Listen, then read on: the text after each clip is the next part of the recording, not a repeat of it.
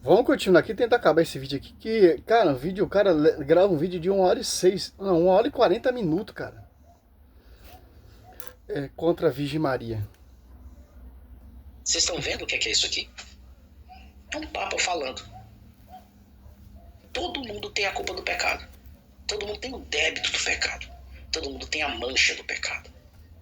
Somente Cristo não tem. Isso aqui é essa. Como mostramos lá, São Gregório Magno, ele é outro defensor desse dogma, que foi transmitido através da tradição e sucessão apostólica e os bispos, etc, certo? Isso aí não tem como negar, cara. Mas vamos lá, né? São segundo Gregório Magno. Eu só trouxe essa fala dele, mas ele fala muitas outras coisas em da moral de Jó. Ele também. Então traz todos os argumentos, todos os escritos, etc. Mas é patrístico? É dogmático? Ou é enciclopédia? Ou é os antigos? E etc. E etc. Fala nas suas epístolas seletas, entendeu? Ele fala várias outras coisas sobre não haver ninguém sem pecados, certo? Exceto um, que é Cristo. Eu só trouxe essa daqui porque julguei ser a mais contundente das falas dele. Mas ele fala ainda muitas outras coisas, certo? Agora vocês entendem por que é que a Imaculada Conceição é o mais fácil dogma de se refutar, certo? Ou esfarelar, como diz João Oliveira, né? Contra essa mentira. Olha esse aqui, ó. Esse aqui é bem interessante. Fulgêncio de Ruspe, Epístola 17. Olha isso aqui, ó. Esta é a extensão da graça que é a conquista de Deus para todos. Lembrando, Fulgêncio de Ruspe é discípulo de Santo Agostinho. Olha o que ele diz aqui, ó. Que ele veio para suportar o pecado, porque nele não há pecado. Homem concebido e também nascido em semelhança da carne. Uma observação. Santo Agostinho fala, nem se pode pensar em tocar em nome da Virgem Maria. Imagina o seu discípulo. Seria contraditório o seu mestre, Santo Agostinho? Será mesmo, Tiago Dutra? Da carne pecaminosa. Olha isso aqui, ó. Pois a carne de Maria, que havia sido concebida solenemente em iniquidades humanas, era de fato a carne do pecado, que deu à luz. Olha só, então, Fulgêncio de Ruspe, então ele é contraditório. Então, quem deu essa carne, traço DNA de Cristo, é o DNA da Virgem Maria, porque não tem concepção de um homem, certo? O sangue que está sobre a vida de Cristo vem de quem? Quem amamentou os traços DNA é de quem? O sangue que Cristo derramou na cruz vem de quem? Então, se Maria, essa aqui é meio contraditório. Se Maria, se Cristo ele é santo, não correu pecado nenhum, somente ele, mas a sua mãe é pecadora. Olha só, raciocina comigo, não precisa nem entrar na patrística, não precisa entrar nem só a razão moral para você entender o quê? Então, se a carne de Maria foi contaminada, como diz o Tiago Dutra, então o sangue que Cristo recebeu vem de quem? Seria um sangue puro, então? Se aquela que concebeu o verbo tem pecado? A genética humana ali vem totalmente da Virgem Maria. Por isso que é 100% Deus e 100% homem. O 100% homem é totalmente traço, feição, costume, etc. Igualzinho meu filho aqui. Meu filho é, cara, como esse filho se parece com você? E um pouco com a mãe? Olha só pra você ver. Tô fazendo para você entender o quê? Então, claro, obviamente que Cristo se parecia com a Virgem Maria, claro. Feição, traço genético humano, sanguíneo, costume. Porque ficou 30 anos na sua casa. Foi amamentado 9 meses no seu ventre. Amamentado pela Virgem Maria, por uma mulher pecadora, né, Tiago Dutra? Meu, pelo amor de Deus, cara. Vamos ver realmente, que diz que é discípulo de São Antônio de Agostinho. Como você disse, com um simples like a gente vemos a verdade.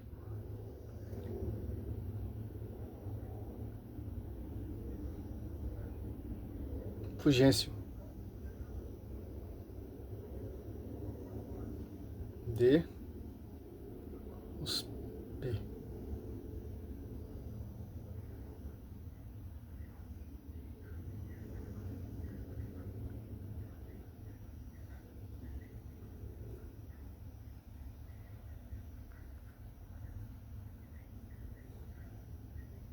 Se ele é discípulo de Santo Agostinho, então ele conhecia o dogma, certo? Conhecia tudo que Santo Agostinho escreveu. Olha só, aqui vamos para a prova. Tem um site que se você quiser também. Olha só.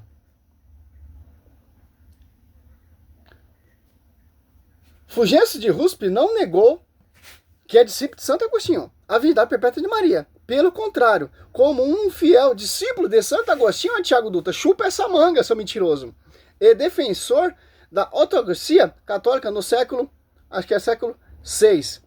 Ele afirma os dogmas marianos aceitos na época. Vamos ver se é século VI mesmo. Não, Fulgêncio de Ruspe não negou a virgindade perpétua de Maria. Pelo contrário, como um fiel discípulo de Santo Agostinho e defensor da ortodoxia católica no século VI, ele reafirmou os dogmas marianos aceitos na época. Aqui estão os pontos principais sobre o posicionamento de Fulgêncio. 1. Defesa da virgindade. Fulgêncio seguiu a tradição de Agostinho, que ensinava que Maria era virgem, antes, durante e depois... Não tô entendendo, Có. Não tô entendendo. E aí, como você me explica isso? Seria, então, contraditório Santo Agostinho, Fulgêncio de Ruspe, que é discípulo de Santo Agostinho, São Jerônimo, Papa João IV, Bispo Gregório Magno, pelo amor de Deus, cara. Olha só, defesa da verdade da Virgem. Fulgêncio seguia a tradição de Agostinho, que ensinava que Maria era virgem antes, durante e depois do parto. A carne do pecado. O que pode gerar confusão é a sua afirmação teológica de que Maria nasceu com a carne sujeita ao pecado. Ó, isso aqui que ele está citando. Ó. Aqui é uma disputa teológica entre os doutores, entre os pais da igreja, que o Cursilho, em 1854, já definiu. Certo? Cursilho Latrão, Cursilho, tem vários cursilhos para isso aqui. Regionais que vai afirmando. Certo? Ó, vamos deixar a mulher falar que eu tô cansado de tanto falar já. Depois do parto.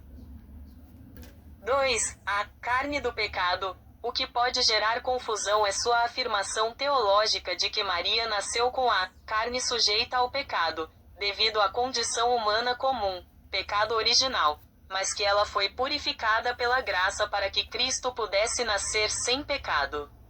Essa discussão refere-se à Imaculada Conceição, um dogma definido muito mais tarde, e não à sua virgindade perpétua. E 3. Alinhamento teológico. Conhecido como o Agostinho abreviado, ele dedicou sua vida e escritos a combater heresias, como o arianismo, e a consolidar a doutrina católica. Para mais detalhes sobre sua vida e obras, você pode consultar o perfil de São Fulgêncio de Ruspe na Paulus Editora ou no site oficial da Ordem dos Agostinianos Descalços. Simples entender isso, pô. Simples entender. Os caras que entraram naquela discussão teológica que já resolveu no Cursilho. Tá abrindo o site aqui. Aqui, ó. Só entrar no site aqui, ó. São Fulgêncio de Ruspe.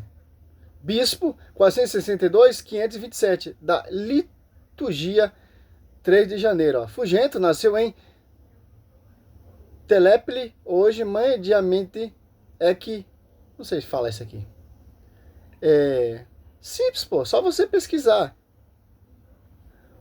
Vamos ver agora, olha só, uma fala de Santo Agostinho, ó. Uma fala de Santo Agostinho enaltecendo a toda pura, toda Virgem Maria. Olha só. A questão sobre a pureza de Maria em Santo Agostinho envolve uma distinção teológica importantes entre os pecados originais e o pecado pessoal. Questão, falas, tem muita coisa aqui, cara. Pensamento do dia, olha só. Vamos ver aqui. Santo Agostinho dizendo que Maria não tem pecado, Tiago Dutra.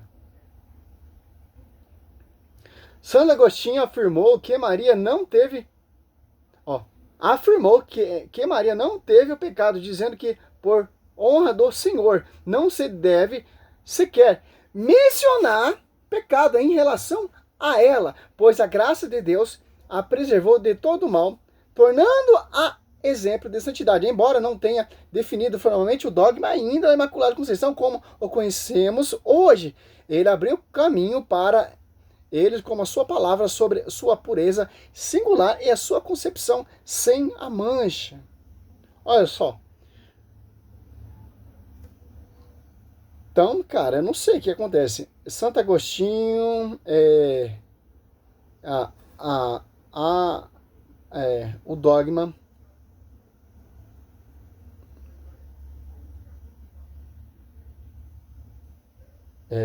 Mãe de Deus.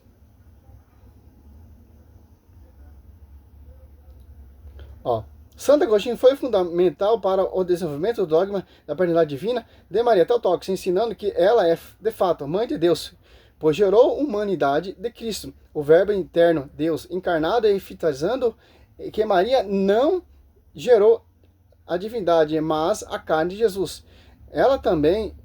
Ele também atribui para a compreensão da perpetualidade da Virgem Maria e indiretamente para a doutrina Assunção, ao afirmar que o corpo de Maria, tendo gerado a vida, não poderia corromper-se. Até o Theotokos, todos os dogmas, cara, tudo, não tem como negar isso, cara. Claro que eles não são filhos da igreja, cara. Se não são filhos da igreja, o foco é o quê? Estudar a história, por exemplo, os escritos de Santo Agostinho, pegar os pontos negativos e fazer doutrina. E nunca o ponto positivo. Sim, Santo Agostinho negava? Negava. Tiveram a discussão teológica? Tiveram. Mas o Cursilho definiu, 1854. Na bula neftal, Deus, acabou o problema. Resolveu a questão. 2 gotos resolveu uma das questões.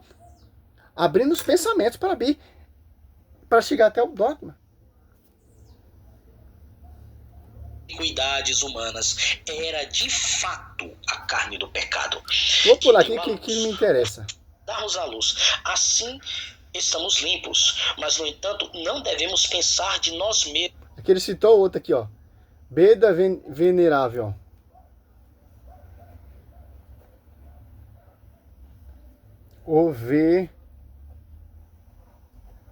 Olha só.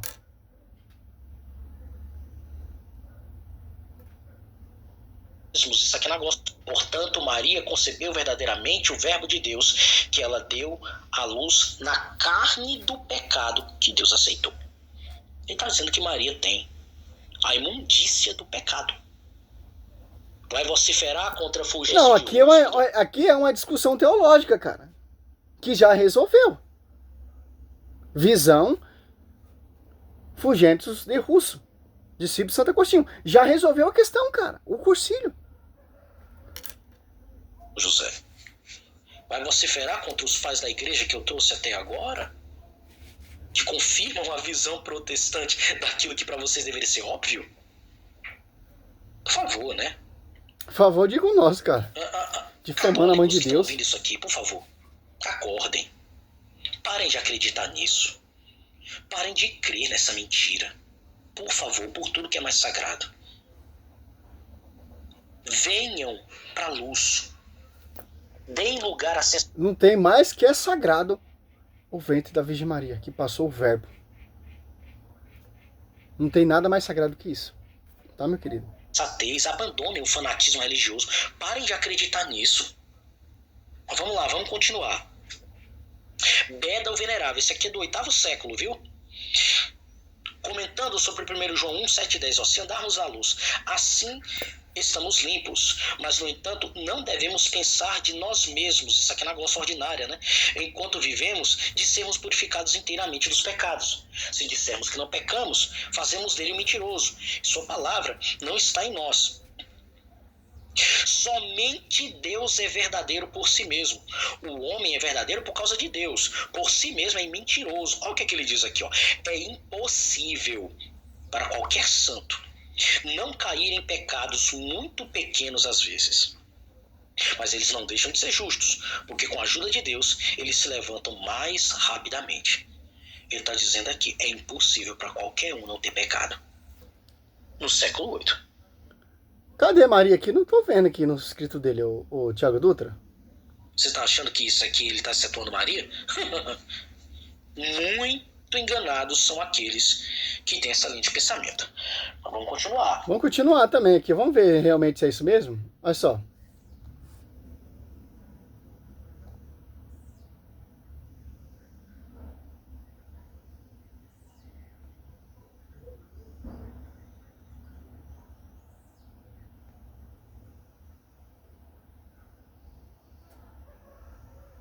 Realmente será mesmo? Vamos. Olha só. Beda, o venerável, não negou a virgindade perpétua de Maria. Vamos ver aqui. Não, Beda o Venerável não negou a virgindade perpétua de Maria. Pelo contrário, ele foi um fervoroso defensor desse dogma e é amplamente reconhecido como um dos maiores exegetas da Igreja Ocidental, reafirmando os ensinamentos da patrística. O que, servo Roberto? Não estou entendendo. Olha só. Pelo contrário, ele foi um fervoroso defensor dessa doutrina e amplamente reconhecido como um dos maiores exegetas da Igreja Ocidental, reafirmando os ensinamentos da patrística. Oxi, pelo Tiago Dutra, ele está atribuindo que Maria é pecadora. Essa lavagem cerebral do Tiago Dutra cai por terra. Não estou aqui os pontos principais sobre a posição de Beda. Defesa do dogma. Beda seguiu a tradição de santos como São Jerônimo, Santo Agostinho, sustentando que Maria permaneceu virgem antes, durante e após o parto. Olha só, tem duas referências ainda dele, cara. São Jerônimo e Santo Agostinho. Interpretação da Bíblia. Em sua homilia e os comentário, ele explica a passagem bíblica sobre os irmãos de Jesus, como sendo parente próximo. Aqui cai por terra esse esgoto. Outra prova convincente de um pai que o Tiago Dutra citou aqui, engolindo ele na história. Dizendo que você é mentiroso. Você é um falso profeta. Você é usado pelo espírito da besta para difamar os habitantes do céu. Mas perseguida Maria. Olha só. Sendo parente próximo, primos ou interpretações comuns para refutar objeções à virgindade perpétua de Maria. Contexto histórico. Beda, que escreveu no século VII, se é isso mesmo? 1, 2, 3, 4, 5, 6, 7, século 8. 8 ou 7, época em que a virgindade perpétua já era 7. Uma doutrina estabelecida defendida em Cursilho como o de Latrão 649. Título do doutor da igreja. Sua fidelidade absoluta à ortodoxia católica foi um dos motivos pelo quais o Papa Leão, acho que é o Leão 5, 6, 7, Leão, vamos ver aqui mesmo que eu não sei se aqui é Leão 9, se é Leão 8. Aqui estão os pontos principais sobre a posição de Beda. 1. Papa Leão, Defesa do dogma. Beda seguiu a tradição Leão, de santos Leão como 9. Jerônimo e, sustentando Nono, que né? Maria permaneceu virgem antes, Olha só. durante e após o parto. 2. Interpretação bíblica. Em suas homilias e comentários, ele explicava passagens bíblicas sobre os irmãos de Jesus, como sendo parentes próximos, primos, uma interpretação comum para refutar objeções à virgindade perpétua. 3. Contexto histórico. Beda escreveu no século VIII, época em que a virgindade perpétua já era uma doutrina estabelecida e defendida em concílios, como o de Latrão em 649. E 4. Título de doutor da Igreja. Sua fidelidade absoluta à ortodoxia católica foi um dos motivos pelos quais o Papa Leão XIII o declarou em 1899. Historicamente, figuras como Tertuliano foram as que apresentaram questionamentos sobre a virgindade pós-parto nos primeiros séculos, mas Beda posicionou-se contra essas visões em sua vasta obra teológica. Não tem como, cara.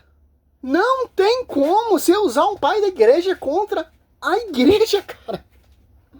Você pode adulterar, você pode amputar, você pode fazer tudo que o diabo te inspira, cara. Mas não tem como, ainda defendendo, refutando, mostrando que ali na Bíblia esses irmãos, esses filhos, não são da Virgem Maria. É sempre virgem. E agora, Thiago Dutra? Essa mentira de vocês aí cai por terra. Quem quer ficar com eles, fique. Seja feliz com esse esgoto para nós, cara. É o que importa que a igreja proclama, porque a verdade será conhecida. A Bíblia que diz, Efésios, não sou eu, é a Escritura, Efésios. Olha só, cara, 3. Dá um zoom aí, meu amigo, ó. 3:10, ó. Olha só. 3:10, ó. Aqui é 1, Efésios 3:10, tô no 2. 3:10 aqui, ó. É muita emoção, cara, ver, conhecendo a verdade, pô. Ó, 3:10, ó. Assim, de hora em diante, as denominações apostais celestes podem conhecer pela igreja a universidade da sabedoria divina. Por quê? Por quê?